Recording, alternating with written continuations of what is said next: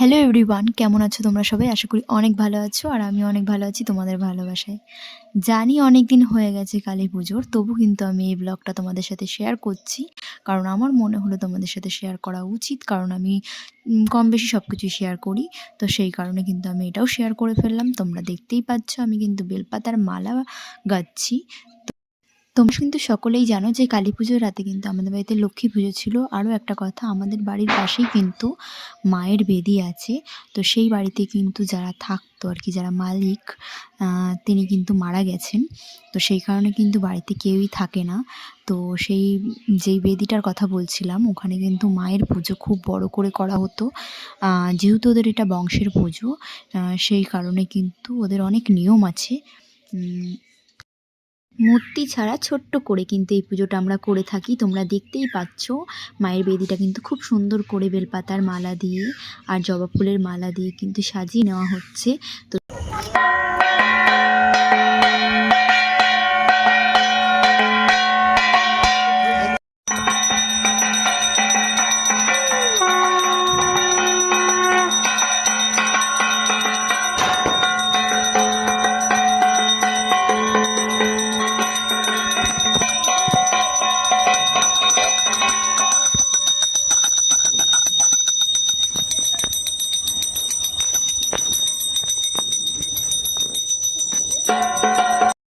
মায়ের কিন্তু পুজো হয়ে গেছে, এবার কিন্তু আমি একটু নমস্কার করে নিচ্ছি মায়ের কাছে। মা সবাইকে ভালো রেখো, সুস্থ রেখো, আর কোনো ভুল ত্রুটি হলে ক্ষমা করে দিও মা।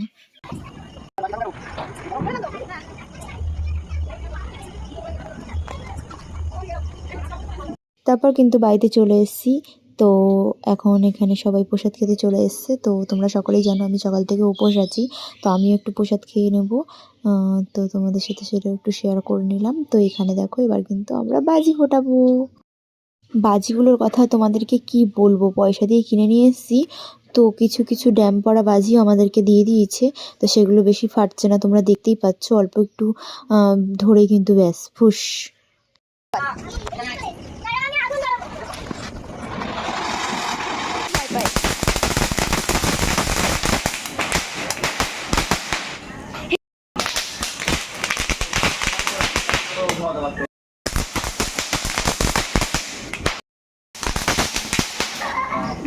তারপর কিন্তু এখানে একটা সুন্দর রিল বানিয়েছি দুজনা মিলে।